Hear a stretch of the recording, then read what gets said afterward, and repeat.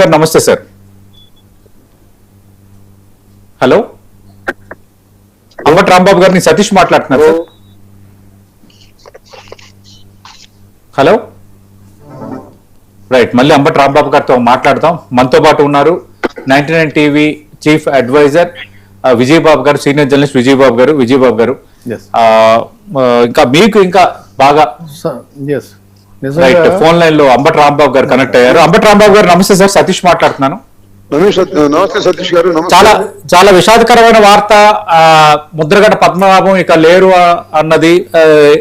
ఏం సార్ మీ స్పందన ఏంటి సార్? చాలా దురదృష్టకరమైనటువంటి సంఘటన అండి. ముద్రగడ పద్మనాభం గారు ఈ రోజు సాయంత్రం హైదరాబాద్ లో మరణించటం చాలా బాధ కలిగించినటువంటి అంశం. ఆంధ్ర రాష్ట్ర రాజకీయాల్లోనే ఒక అరుదైనటువంటి వ్యక్తిత్వం కలిగినటువంటి వ్యక్తి ముద్రగడ పద్మనాభం గారు. ఒక విధంగా చెప్పాలంటే ఆయన ఒక పోరాట యోధుడు.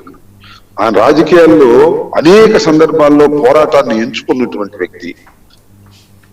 నియోజకవర్గంలో సమస్యల మీద పోరాటం చేసినటువంటి సందర్భాలు ఉన్నాయి. వంగవీటి మోహన్ రంగారావు గారి మరణానికి ముందు కాపునాడు విజయవాడలో జరిగింది. It is historical Kapunadu meeting. అప్పటి నుంచే కాపునాడుగా అన్ని చోట్ల వ్యాప్తి చెందినటువంటిది కాపులకు సంబంధించి. ఆ రోజున అంతకుముందు తెలుగుదేశంలో ఉన్నాడు ఆయన. తెలుగుదేశం నుంచి రాజీనామా చేసి తన ఎమ్మెల్యే పదవికి కార్పొరేషన్ పదవి ఉన్నప్పుడు నాకు సరిగా గుర్తులేదు, దానికి రాజీనామా చేసి పార్టీ నుంచి బయటకు వచ్చి కాపునాడు సమావేశానికి అటెండ్ అయ్యాడు. అది సెన్సేషనల్ మీటింగ్. రాష్ట్ర చరిత్రలోనే కాపుల మీటింగ్ అంత గొప్పగా జరిగింది. మహానాడు అని ఎన్టీ రామారావు జరిపితే దానికి పోటీగా కాపునాడు అని చెప్పారు కాపులందరూ. దానికి ఆయన న్యూక్లియస్ అయ్యాడు. వంగవీటి మోహన్ రంగారావు గారు జైల్లో ఉన్నాడు. అక్కడి నుంచి చనిపోయేంత వరకు ఆయన పోరాటం అనేటువంటి ఆయుధాన్ని దించలేదు. కాపుల కోసం పోరాడాడు, నియోజకవర్గ ప్రజల కోసం పోరాడాడు, అనేక సమస్యల కోసం పోరాటమే మార్గాన్ని ఎంచుకున్నాడు. చాలా విజయాలు సాధించాడు.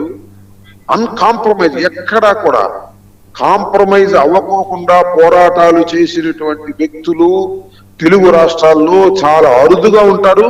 అలాంటి అరుదైనటువంటి పోరాట యోధుడు మన ముద్రగడ పద్మనాభం గారు.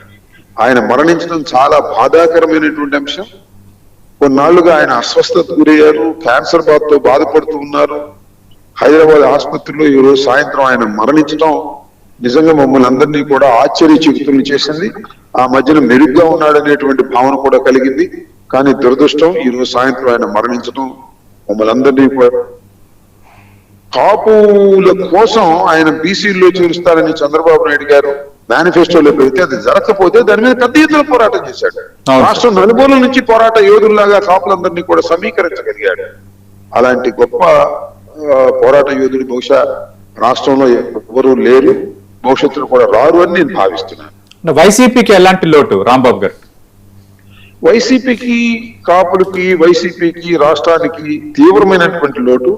కాపుల్లో ఒక ఐకానిక్ పర్సనాలిటీగా ఉన్నటువంటి వైసీపీలో నాయకుల్లో ఆయన అగ్రగణ్యుడు. ఆయన మరణించడం నిజంగా పార్టీకి, జగన్మోహన్ రెడ్డి గారికి తీవ్రమైన లోటుగా నేను భావిస్తున్నాను. Right, thank you Ambati Rambabu గారు. రైట్, విజయబాబు గారు, మనం చూస్తాం అంబటి రాంబాబు గారు తన అభిప్రాయాలని వ్యక్తపరిచారు. ఎందుకంటే అప్పుడు కాపునాడు అలాంటి సందర్భంలో